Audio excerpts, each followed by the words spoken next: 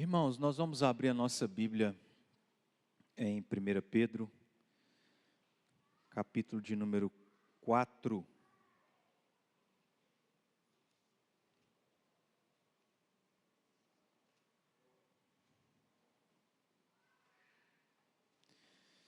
Primeira Pedro, capítulo de número 4.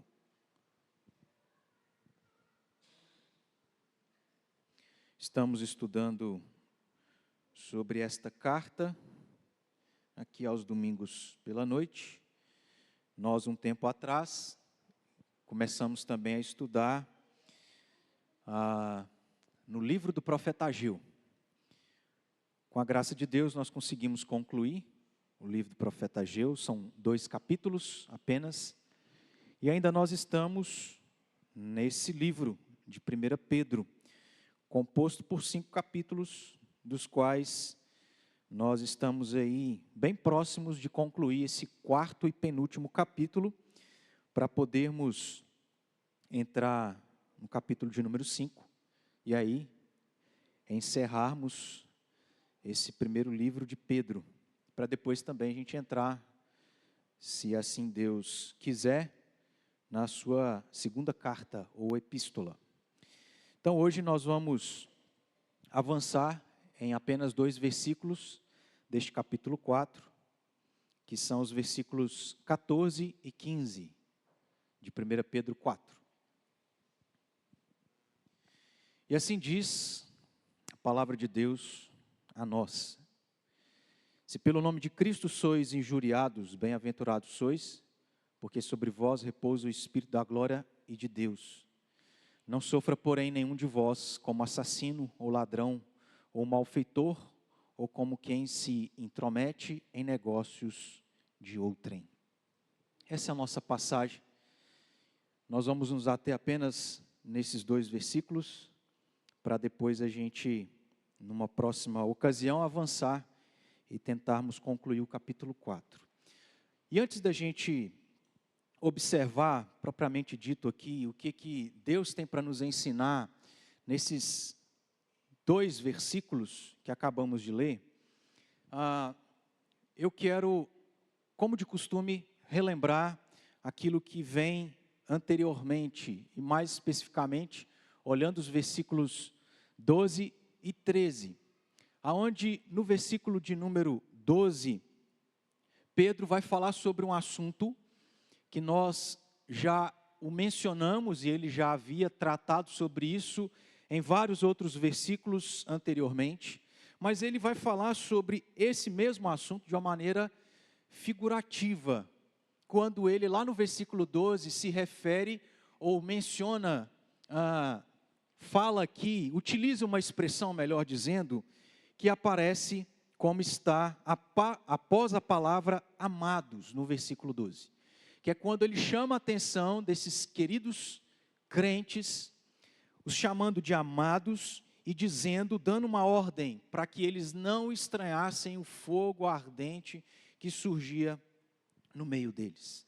Nós estudamos, na última oportunidade que tivemos, de aqui meditar em 1 Pedro, que essa expressão figurada, fogo ardente no meio deles, se referia a provações, a sofrimentos que eles como crentes estavam vivendo nas circunstâncias que eles se encontravam daqueles dias como igreja primitiva, como cristãos que estavam sendo perseguidos, enfrentando risco de perderem a vida, passando grandes dificuldades, às vezes de escassez, também recebendo preconceito e coisas semelhantes a essa.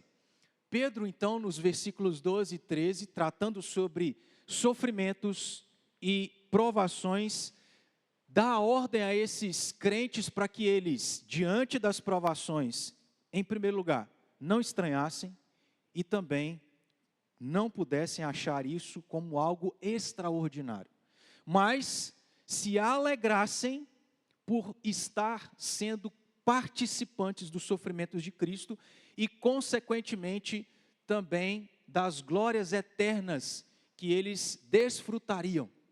Não só glórias eternas que desfrutariam futuramente, mas de certo modo e numa devida proporção das glórias que inclusive o crente experimenta nessa vida presente. Porque através do sacrifício e da obra de Cristo Jesus, o crente é extremamente abençoado com toda sorte de bênçãos espirituais nesta vida.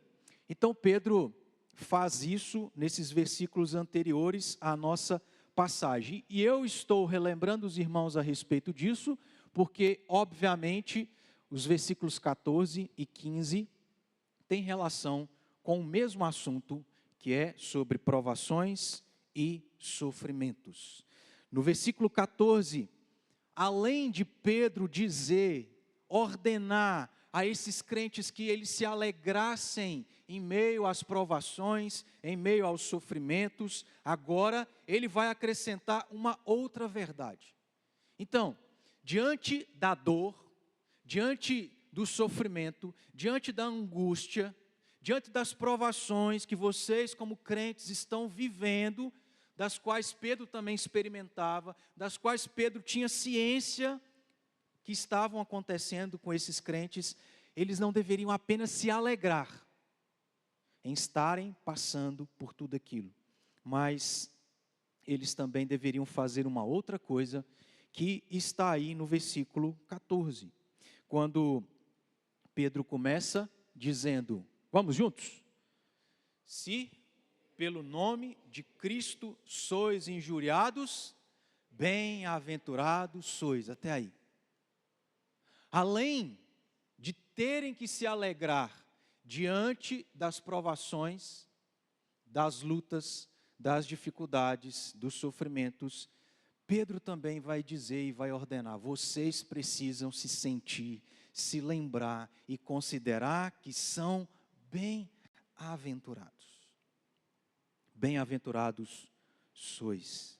E é interessante, meus irmãos, porque essa expressão que aparece lá no versículo 12, fogo ardente no meio de vós, que nós já entendemos, e aqui eu relembrei que isso se refere e tem relação com provações e sofrimentos, é exatamente o que Pedro menciona, especificamente, ou dando aqui um exemplo, de uma das coisas das quais esses crentes sofriam e estavam enfrentando como provação nas suas vidas. Se você olhar mais uma vez para essa parte inicial do versículo 14, Pedro, antes de dizer que eles deveriam se sentir e se considerarem bem-aventurados, vai mencionar a respeito de uma situação da qual ele menciona aqui como injúria. Se pelo nome de Cristo sois injuriados, bem-aventurados sois. Várias coisas nós poderíamos citar, mencionar, que eram provações e sofrimentos que esses crentes estavam experimentando. E eu aqui me referi a algumas delas bem no início. Dentre destas várias que podem ser mencionadas, Pedro faz questão de mencionar uma: injúria. Se sois injuriados, bem-aventurados sois. Então essa era uma das dificuldades que esses crentes estavam experimentando. E se a gente voltar lá para o capítulo 2, versículo 20 dessa primeira carta de Pedro, no versículo 20, em outras palavras, Pedro também já havia se referido a essa provação, a este tipo de sofrimento em específico, quando ele disse assim: pois que glória há se pecando e sendo esbofeteados, por isso o suportais com paciência? Se entretanto, quando praticais o bem, sois igualmente afligidos e o suportais com paciência, isto é grato a Deus. Várias coisas nesse versículo 20 têm uma certa semelhança com os versículos 14 e 15 do capítulo 4.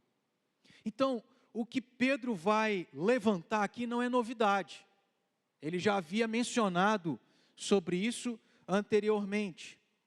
E quando Pedro então se refere a esse tipo de circunstância da qual é chamada aqui de injúria, das quais esses crentes estavam sofrendo, o que a gente precisa entender sobre isso significa, por exemplo, palavras abusivas, palavras das quais as pessoas utilizavam para acusá-los falsamente a respeito de várias coisas.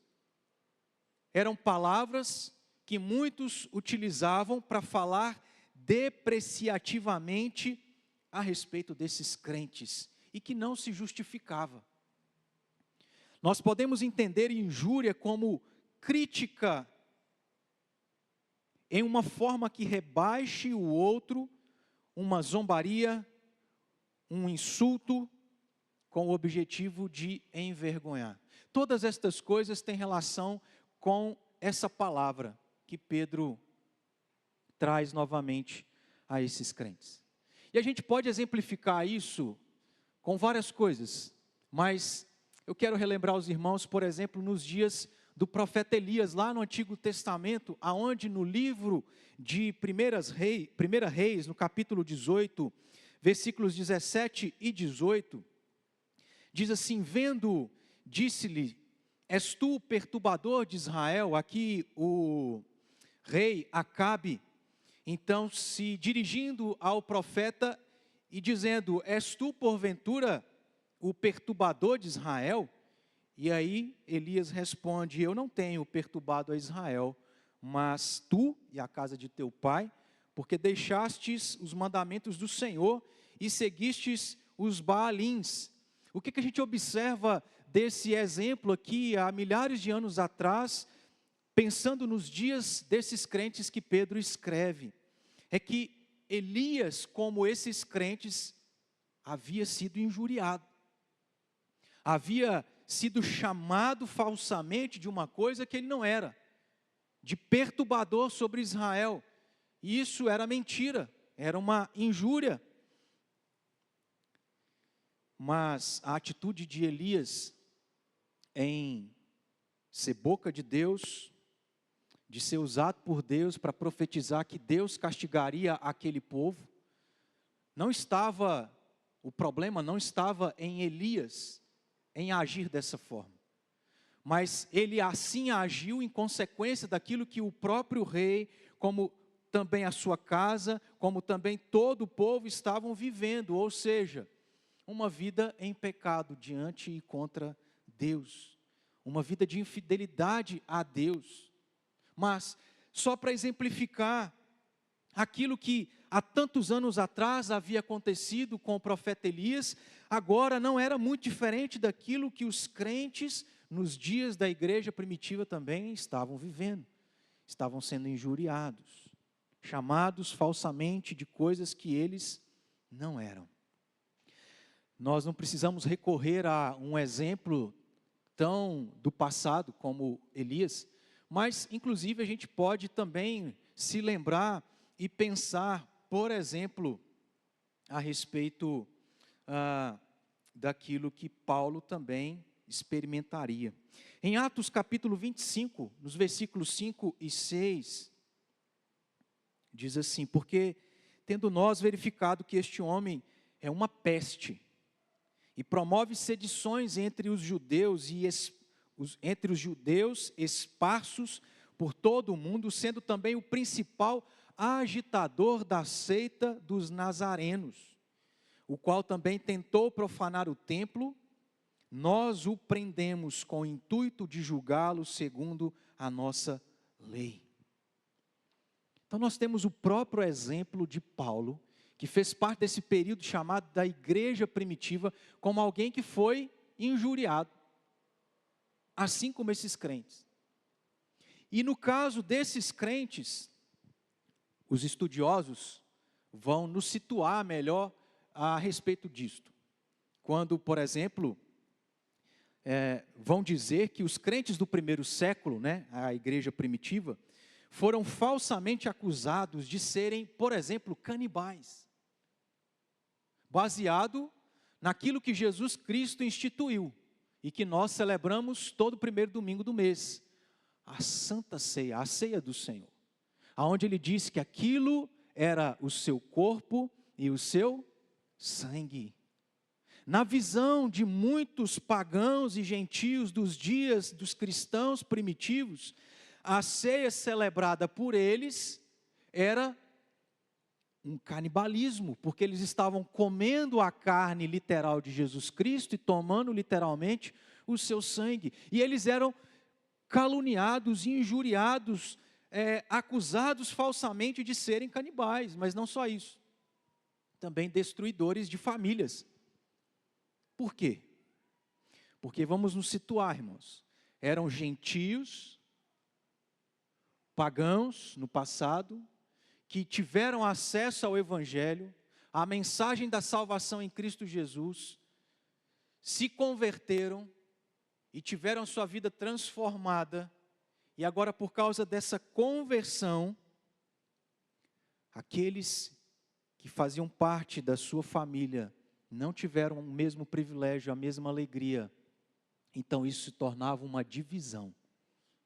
Não por desejo próprio, pelo contrário. O próprio apóstolo Paulo vai escrever nas suas cartas, encorajando os crentes que haviam se convertido e agora os seus cônjuges não eram crentes, continuavam sendo descrentes, a se manterem fiéis no casamento. Mas na visão desses pagãos que não haviam se convertido, aqueles seus familiares que se converteram eram considerados como causadores de divisão. E os crentes eram injuriados, sendo chamados de pessoas que causavam destruição e frequentes divisões dentro da família. Mas não só isso, também é dito que naquele período eles eram acusados de ateus. Estranho isso, né? Porque geralmente a ideia que se tem da palavra ateu é aquele que não crê em Deus. Vive como se Deus não existisse. Mas isso se aplicava a esses crentes porque a religião que predominava naqueles dias, naqueles tempos, não era o cristianismo. Não era adorar e servir somente a Cristo Jesus, mas todo aquele panteísmo de deuses que os gregos, os romanos adoravam. E para os gentios, os crentes eram considerados ateus, porque eles não mais adoravam ídolos.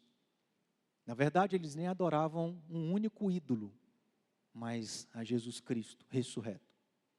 Não só isso, mas por fim também, a história mostra para nós de que os crentes eram falsamente acusados de serem rebeldes e desleais ao imperador, porque não somente a cultura daqueles dias era adorar vários ídolos, vários deuses pagãos, mas adorar o próprio imperador. E o cristão, bem doutrinado, foi ensinado de que a adoração é somente a Deus, a Cristo Jesus. Então veja, irmãos, quantas coisas esses crentes tinham que ouvir, sendo acusados falsamente de coisas que eles não eram, inclusive dentro da própria casa.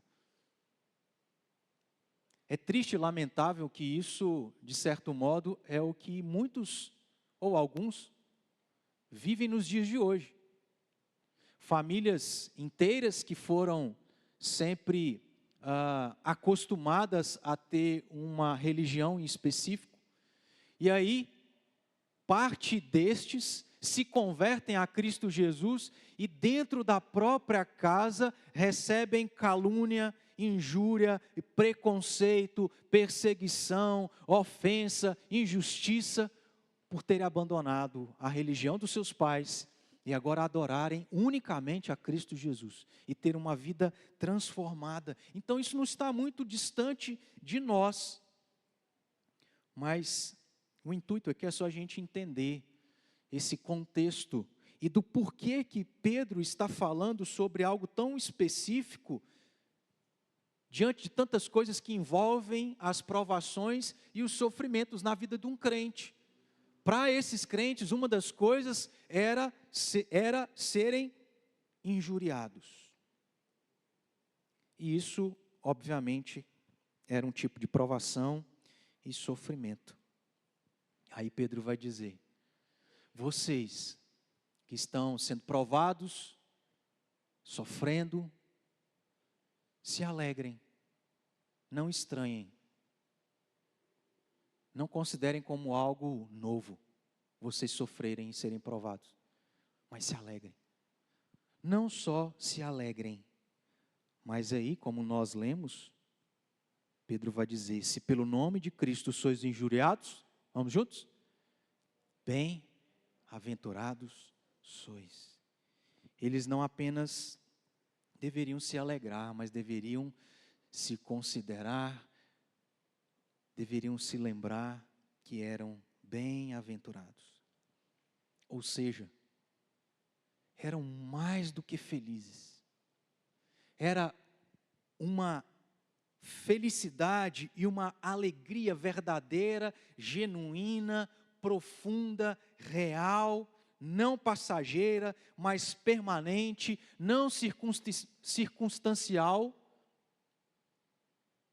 mas constante na vida deles.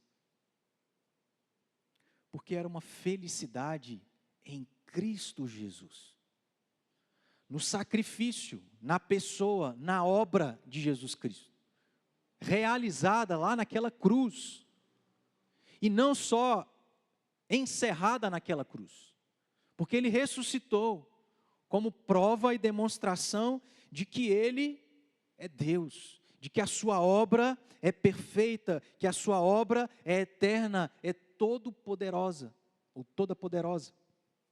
Então, bem-aventurados sois, por estarem sofrendo provações ao serem injuriados. Se lembrem que vocês são mais do que felizes, porque a alegria de vocês está em Deus, na obra de Cristo Jesus. E aí, ao dizer que eles deveriam também se lembrar e considerar que eram bem-aventurados, Pedro, no versículo 15, vai dizer por que eles eram bem-aventurados.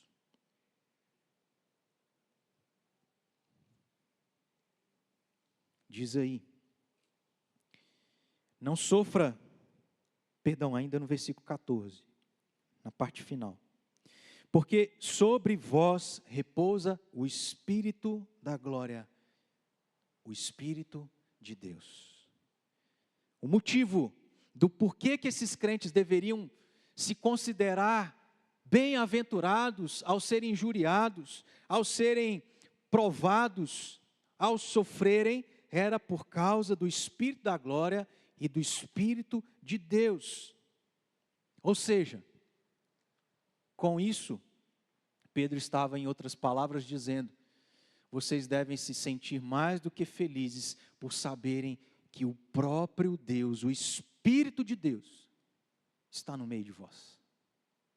Meus irmãos, é belo porque Deus sempre, na história do seu povo, esteve presente com ele. Desde Adão e Eva, até os dias de hoje.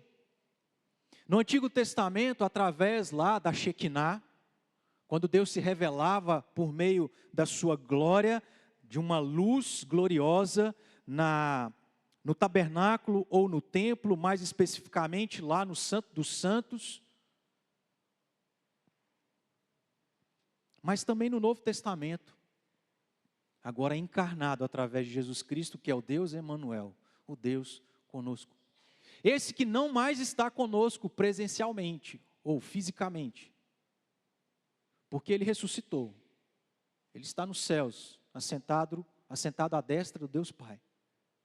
Mas antes de ir, o que Ele disse aos seus discípulos? Eu vou, mas não os deixarei órfãos. Eu não os abandonarei. Eu enviarei o meu Espírito, o Consolador, o Auxiliador. Então, esses crentes deviam olhar para as provações e para as dificuldades, para as injúrias, e se alegrarem, se lembrarem que eram bem-aventurados, mais do que felizes em Deus, por causa da presença de Deus com eles o tempo todo, através do Espírito Santo.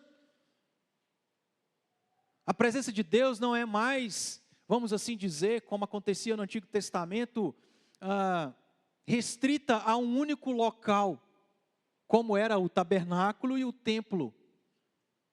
Lá no Santo dos Santos, por meio da Arca da Aliança, que era símbolo da presença de Deus.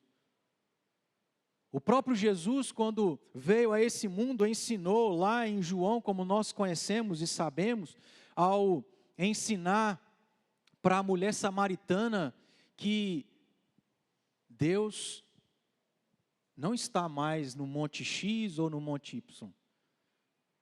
Ele está em cada um de nós. Nós somos o templo do Espírito Santo. Portanto, era Pedro dizendo: crentes, Deus está com vocês. Vocês têm algo que, de certo modo, entre aspas, os crentes do passado não tinham. Isso era visto lá no Antigo Testamento em algumas ocasiões e em poucas pessoas, como por exemplo os reis que eram ungidos, recebiam lá a porção do Espírito Santo, inclusive profetizavam. Agora não, quando nós olhamos lá para o Novo Testamento, no Pentecoste, aqueles todos receberam o Espírito Santo e falaram a palavra de Deus em todo tipo de língua humana. Esses crentes do primeiro século também haviam sido agraciados com essa promessa de ter a presença de Deus através da obra de Jesus Cristo por meio do Espírito Santo neles. O Espírito de Deus, o Espírito da glória está sobre vós, repousa sobre vós. Então, isso é importante, não só por saber que Deus está presente, está ao lado, a companhia em meio ao sofrimento, à provação, à injúria, Deus está vendo. Então, não só a importância de ter alguém num momento tão difícil, mas, ao dizer isso, Pedro também se refere à graça, à bênção, ao auxílio do Espírito Santo de Deus, que habita no crente, em agir de maneira especial. Porque é Deus que está. E Deus é todo-poderoso, Deus é o Criador de todas as coisas. É aquele que através de Jesus venceu tudo. Então, eles deveriam considerar que a presença de Deus com eles era uma presença para auxiliar de maneira especial. Irmãos, isso faz todo sentido. Porque nós sabemos muito bem como que nós ficamos quando a gente é provado. Quando a gente passa por alguma dificuldade, injúria, seja o que for. Nós não somos os super-heróis da Marvel ou da DC. Nós somos seres humanos, que na verdade somos exatamente como Deus ilustrou lá no Antigo Testamento, e a gente pode citar o Salmo 23, como também o próprio Jesus se referiu a nós no seu ministério. Ovelhas que não têm pastor, aflitas, exaustas, frágeis. Então, seja a dificuldade que for, e às vezes é meia palavra, serve para nos abater. E diante disso, aqui Pedro estava dizendo a esses crentes: vocês têm a promessa e devem se lembrar que são bem-aventurados, porque o Espírito de Deus, o Espírito da glória repousa sobre vocês. Vocês têm a presença de Deus e vocês têm o auxílio especial. Para quê? Para que diante da fraqueza sejamos fortalecidos. Porque se deixar, a gente faz exatamente como Pedro. se depara diante da força do vento, antes fé robusta, mas diante de algo tão pequeno, tão simples, que nem se vê a força do vento, a gente duvida, a gente demonstra que somos fracos, e se Deus não estender sua mão, a gente afunda. Então, aquilo que aconteceu com Pedro, é exatamente aquilo que ele vai mencionar aqui. Eu não sei se ele tinha isso em mente, mas era Pedro dizendo a esses crentes: vocês que estão prestes a submergir, no momento de provação, de luta, de dor, de injúria, se lembrem que Jesus está com vocês através do seu Espírito, assim como Ele esteve comigo quando eu estava prestes a afundar no mar. E a presença do Espírito de Deus conosco fortalece e nos auxilia de maneira especial. Eu quero citar aqui, além do exemplo de Pedro, o exemplo daquilo que aconteceu com Estevão, narrado lá no livro histórico, que nós temos, o único livro histórico do Novo Testamento, de Atos, capítulo 7.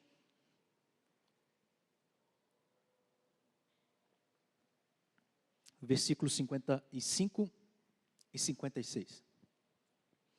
O contexto aqui é Estevão cheio do Espírito Santo de Deus, diante de um tribunal de homens que eram judeus, conheciam a lei, mas que não eram verdadeiramente convertidos, porque não criam em Cristo, na verdade assassinaram a Cristo, o Filho de Deus. Ele é levado diante daquele tribunal por causa da sua vida com Deus, do seu testemunho a respeito do cristianismo. E ali, cheio do Espírito Santo, ele fala sobre o Evangelho, sobre a salvação, e de que inclusive eles ali haviam assassinado a Cristo Jesus. Aqueles homens são tomados de um ódio pecaminoso, se é que a gente não pode dizer satânico, ao ponto de apertarem os dentes de ódio, de anseio e desejo de matar aquele homem. E o texto então, no versículo 55, 56 diz: Estevão, cheio do Espírito Santo, recebeu o auxílio do Espírito da glória, do Espírito de Deus. Ele fitou os olhos no céu e viu a glória de Deus e Jesus que estava à sua direita e disse: eis que vejo os céus abertos e o Filho do Homem em pé à destra de Deus.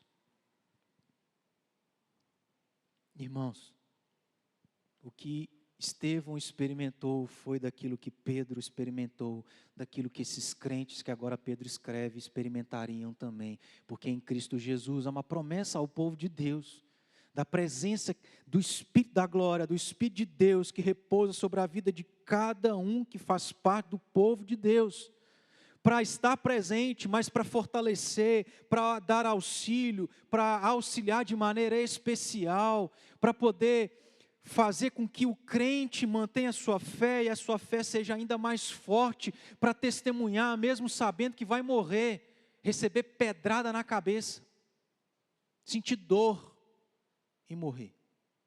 E quantos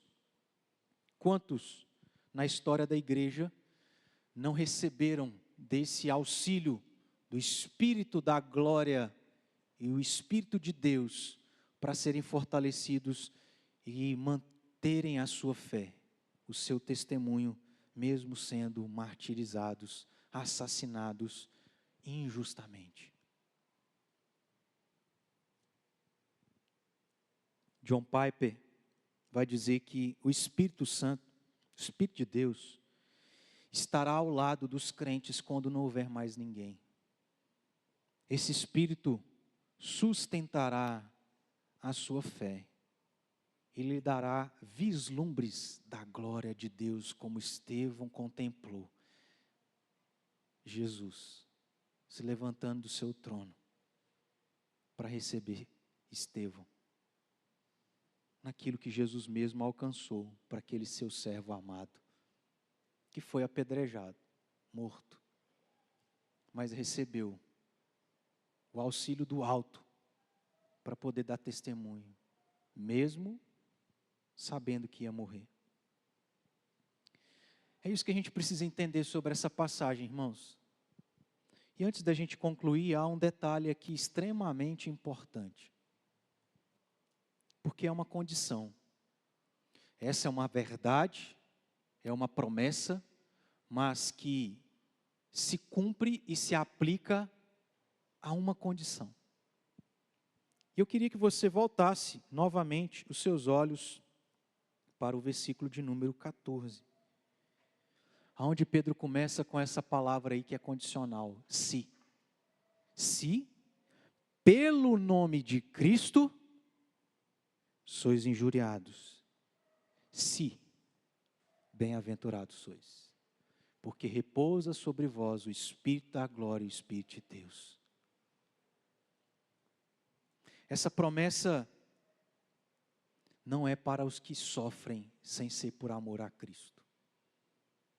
Não é para aqueles que sofrem por causa das suas ações pecaminosas e erradas, como por exemplo Pedro vai aí listar alguma delas no versículo 15.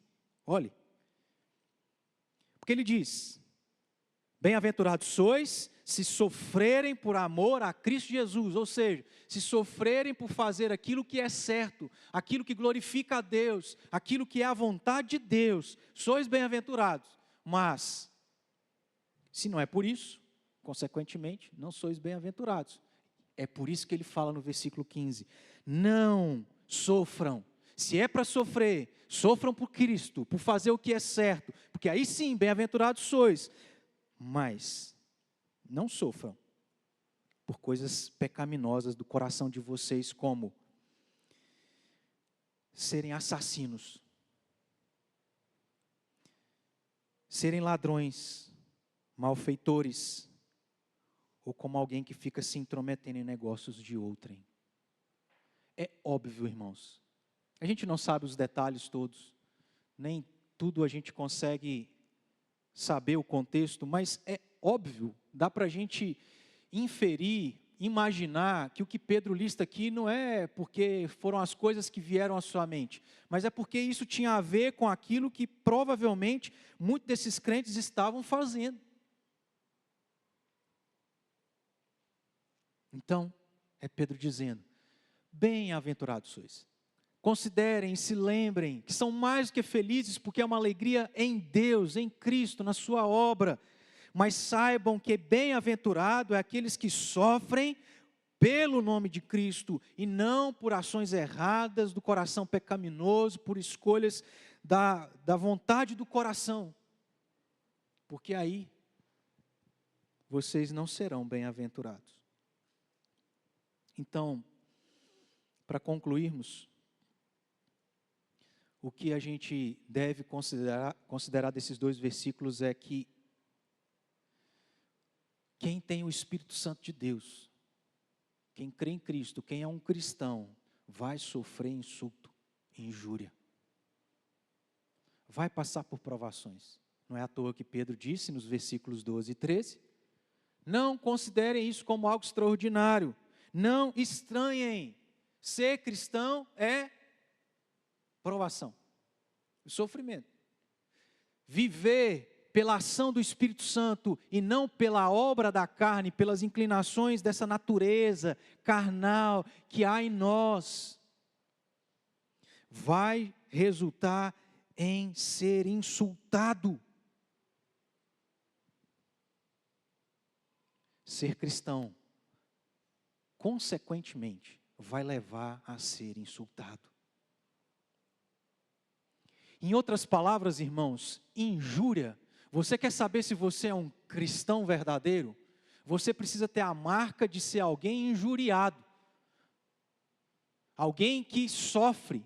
Alguém que é provado, não por erros que você cometeu, por fazer coisas erradas que não agradam a Deus, mas por fazer aquilo que é certo. Por amor a Cristo. A injúria é marca de um crente. Ser chamado de algo que ele não é, ser acusado de fazer algo que ele não fez, que ele não faz. Isso é marca do crente, porque o modo de viver do crente leva os descrentes a insultá-los.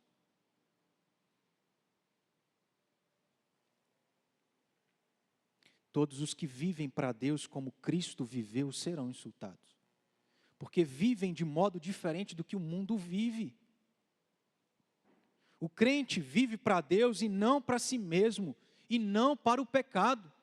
Então o mundo, que é a maioria que passa por esse caminho largo, de porta espaçosa, olha para os crentes que são a minoria, verem o estilo de vida diferente que tinham, por exemplo, talvez do passado, para o tipo de vida que tem comparado ao estilo de vida que eles têm, e vão ser insultados, receberem preconceito, vão serem perseguidos, vão serem injustiçados, vão serem debochados, porque o crente vive para Deus e não para si mesmo e não para o pecado como o mundo vive.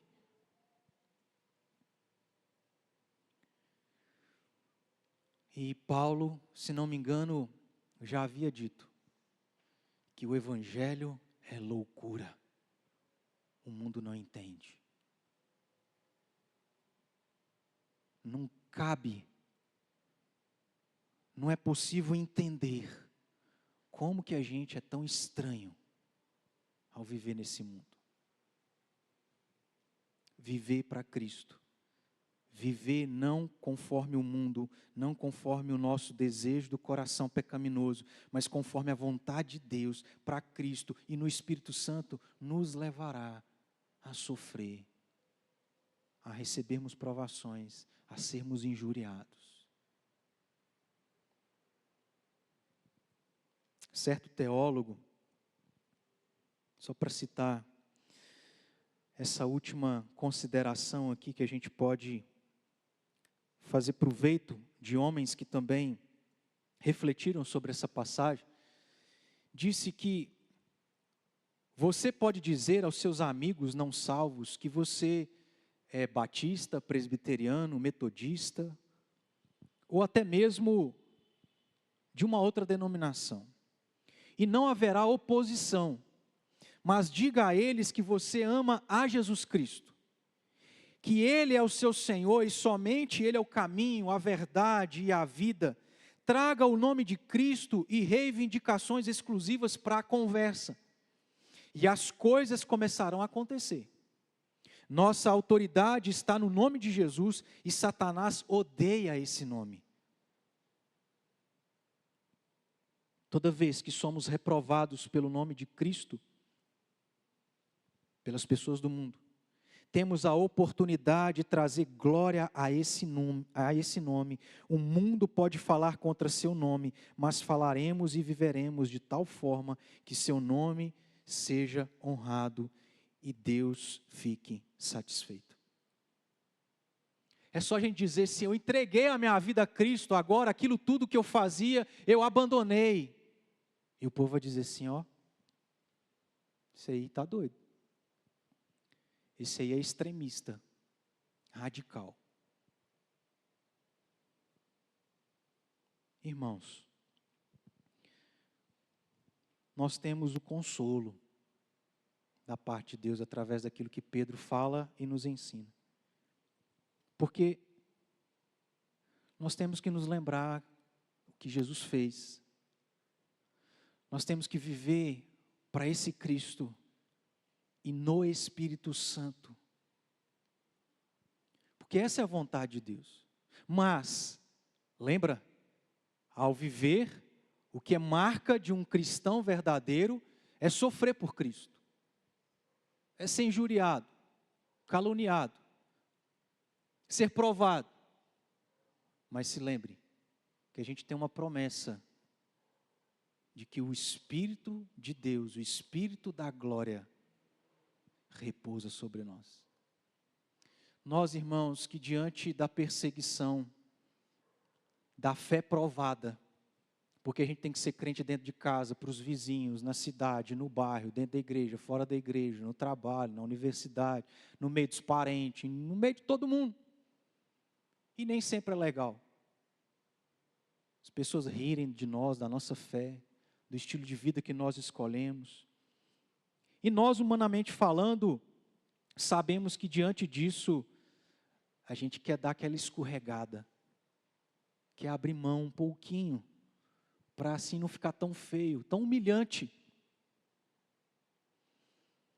Mas a gente precisa se lembrar que há um consolo da parte de Deus, quando Pedro diz que o Espírito da glória de Deus repousa sobre nós, quer saber que honrar a Cristo, viver para Cristo e no Espírito Santo, nós teremos a sua presença para fazer com que a gente contemple parte da glória que um dia nós vamos experimentar na eternidade. De ver um Cristo, imagine isso, irmãos, diante da nossa fé provada, diante lá da dor, da pedra, primeira pedrada na cabeça, a gente contemplar Cristo que está sentado sobre o seu trono, se levantar, Cristo. O consolo para nós é de saber que não importa a circunstância difícil que estamos vivendo, se nós a estamos vivendo por amor a Cristo, por viver no Espírito, há a promessa de que Deus há de nos fortalecer, nem que seja para a gente aguentar a morte, mas Ele vai fortalecer. Nem que seja, meus irmãos, morrer com um câncer, precisando tomar morfina e a morfina já não fazendo efeito. De algum modo sobrenatural e especial, o que Pedro declara como verdade e promessa é que nós vamos ser auxiliados pelo Espírito da glória. Então, não sei quais têm sido as dificuldades que nós temos vivido. Você. Não sei, meus irmãos, o que a gente vai viver de dificuldade o ano que vem. É certo que vai ter. Versículo 12 fala isso para nós. Mas se alegrem. Não estranhem. Não achem como algo extraordinário.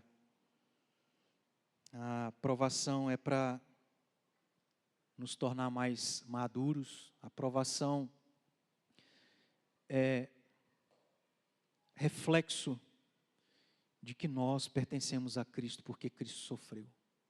De que a gente participa dos sofrimentos de Cristo, mas isso também significa que participamos das suas glórias. Diante da dor e do sofrimento, que nós possamos estar sofrendo por Cristo e por estar vivendo no Espírito, não por estar vivendo no pecado, só fazendo coisa errada.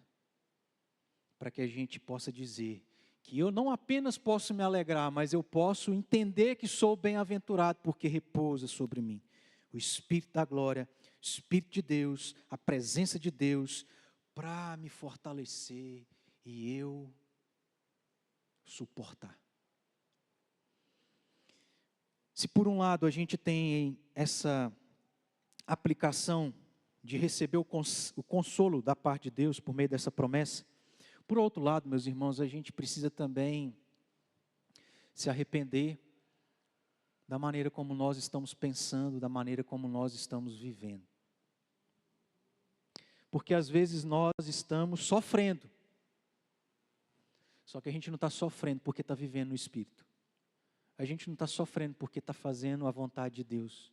Nós não estamos sofrendo por amor a Cristo. Nós estamos sofrendo por amor a nós, aos desejos do nosso coração pecaminoso. E o que é o problema? É que nós não somente sofremos por escolhas erradas e pecaminosas que não agradam a Deus, porque a gente não está vivendo no Espírito e nem vivendo para Cristo, mas porque quando a gente sofre por estas coisas erradas que fazemos, inclusive a gente culpa a Deus, inclusive a gente fica sem entender. E eu não estou dizendo que todo sofrimento é isso. A gente precisa fazer separação. Estou dizendo especificamente que muitas vezes o nosso sofrimento é causado não por culpa de ninguém. Não é de Satanás, não são das pessoas, não é da igreja, não é do seu cônjuge, da sua família, não é Deus, é você. E Tiago vai dizer isso. Que Deus não tenta a ninguém, nós somos tentados pela própria cobiça do nosso coração. Ninguém nos obriga a fazer algo, nós fazemos porque queremos. E às vezes nós estamos fazendo escolhas e tendo uma vida pecaminosa, não vivendo no Espírito, não sofrendo por amor a Cristo, e a gente está culpando tudo, menos entendendo que a culpa é nossa, que é nós que estamos vivendo no pecado. E se a gente está vivendo no pecado, sem ser no Espírito, sem ser por amor a Cristo, não somos bem-aventurados.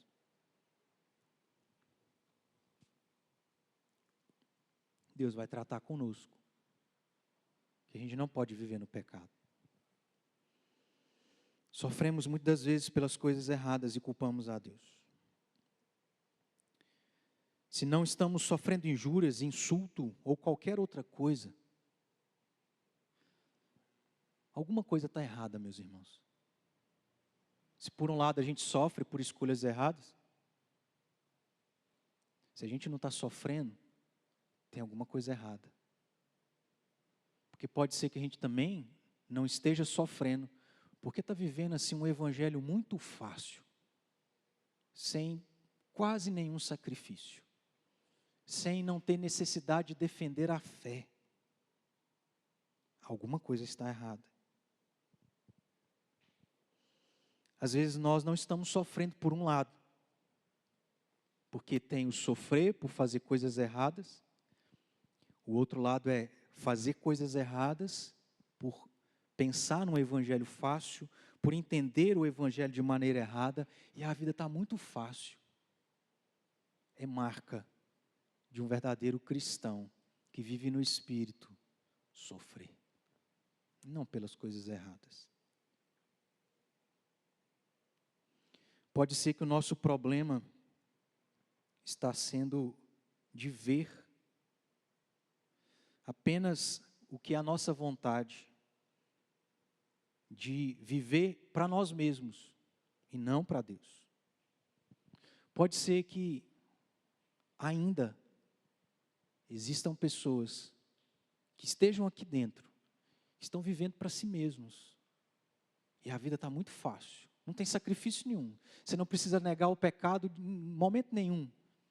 Mas por outro lado, pode ser que a vida só é sofrimento, porque você está fazendo escolhas erradas. E é melhor a gente sofrer por fazer as escolhas certas, porque ao fazer as escolhas certas, a promessa é de que nós somos bem-aventurados. Ter uma vida onde não exige sacrifício para o pecado, não é uma vida de bem-aventurança, porque pensando após esta vida, é uma vida eterna de sofrimento. Então, a oportunidade é nós não apenas nos apropriarmos do consolo de Deus, mas a gente se arrepender do estilo de vida que estamos tendo, no pecado, para nós mesmos, sem sacrifício, sem dor, por amor a Cristo, ou de dor, porque a gente está fazendo coisas erradas, ou de uma vida de dor, sem bem-aventurança, porque ainda a gente não entendeu que com Cristo, somente com Ele, é que a gente tem a bem-aventurança para essa vida e para a vida eterna. Então eu quero convidá-los a fechar os olhos e diante do que Deus falou conosco, você responder a Ele em oração. Quando Deus fala, Ele fala para que a gente responda a Ele. E nós estamos aqui para cultuar a Deus, nós estamos aqui para ouvir Deus falar conosco, nós oramos por isso. E se Deus falou o seu coração por um ou outro lado, responda a Ele. Agradeça pelo consolo, pela promessa, mas por outro, peça perdão. Se arrependa.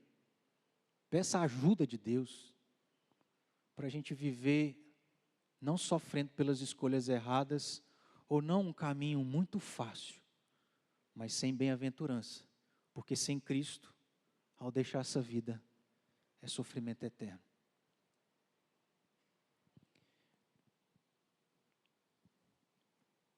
Senhor Deus, nós nos colocamos diante do Senhor, porque o Senhor falou conosco na Tua palavra.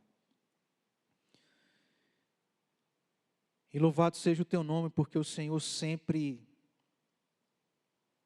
por um lado, nos consola, nos fortalece, nos encoraja, mas por outro, o Senhor nos repreende, nos exorta, chama a nossa atenção, não como um pai impiedoso, sem misericórdia, pelo contrário, a misericórdia do Senhor foi provada, o teu amor provado na morte, no sofrimento do teu Filho Jesus na cruz. O Senhor nos exorta, nos chamando de amados,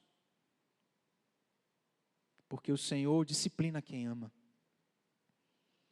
E queremos, Pai, pedir perdão, porque quantas das vezes estamos tendo uma vida de sofrimento, por estarmos vivendo para nós, por estarmos fazendo aquilo que é pecaminoso, errado. Perdoa-nos, ó Deus, para que a gente possa desfrutar desse agir especial, sobrenatural do Senhor, quando nós sofremos por amor a Cristo, por vivermos no Espírito. Tem misericórdia, Pai, porque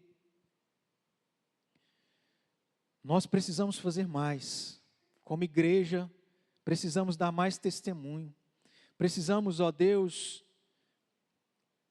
por amor a Cristo, sofrer, como demonstração de que nós estamos vivendo da maneira certa, contrária ao que o mundo vive. Porque viver conforme o mundo é não receber injúria, é não ser debochado, é não ser humilhado. E se isso não está acontecendo, nós precisamos nos corrigir. Precisamos viver no Espírito e para Cristo.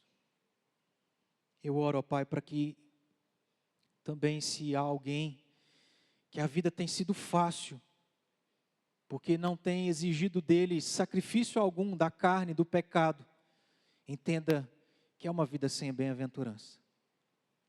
É uma vida onde o caminho pode ser até muito largo, espaçoso, cheio de pessoas, cheio de coisas desta vida, cheio de prazeres passageiros, mas ao fim levará a uma vida eterna de sofrimento, incomparável.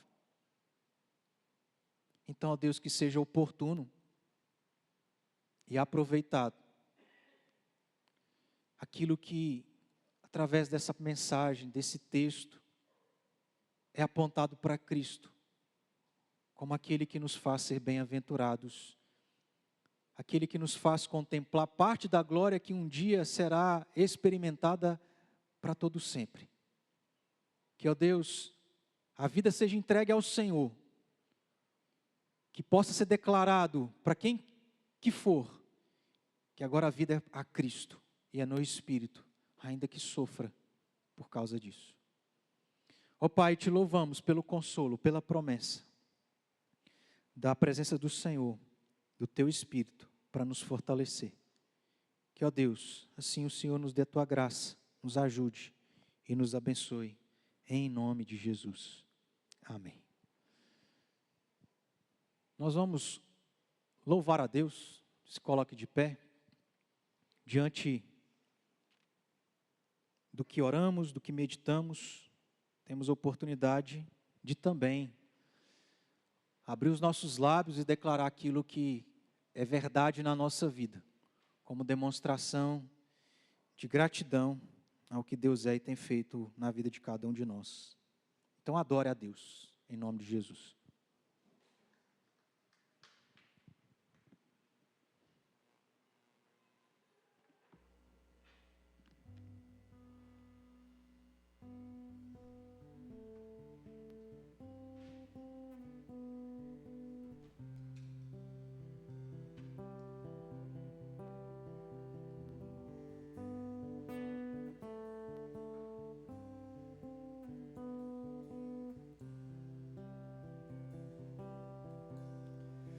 Todos que têm sede,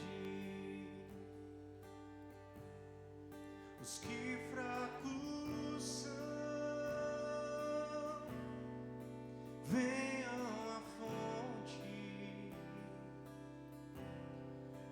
imergir o seu coração, a dor e a tristeza, lavadas serão nas ondas do amor de Deus, profundas no coração, cantamos: vem, Senhor Jesus.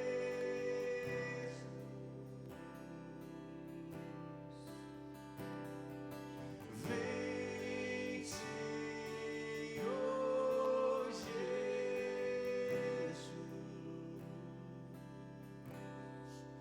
Todos que têm sede, os que fracos são, venham à fonte, imergir o seu coração, a dor e a tristeza, lavadas serão nas ondas do amor de Deus, oh, oh, profundas no coração, cantamos: vem, Senhor Jesus. Vem, Senhor Jesus. Vem, Senhor Jesus. Santo Espírito, vem. Santo Espírito, vem. Doce Espírito, Santo Espírito, vem. Profundas no coração,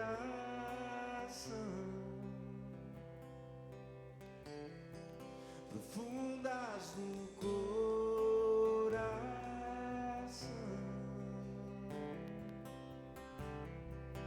profundas no coração, cantamos: vem, Senhor Jesus. Venha, venha, vem. Vem, Senhor Jesus. Santo Espírito, Santo Espírito, vem.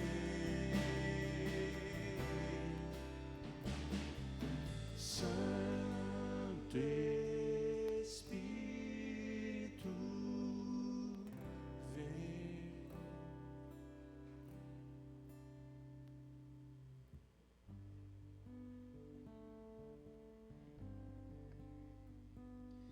Que a graça do nosso Senhor Jesus Cristo, o amor do eterno Deus Pai, as comunhões e as consolações do Teu Santo Espírito, seja sobre nós, povo Teu e Igreja de Cristo Jesus, hoje e pelos séculos dos séculos. Amém.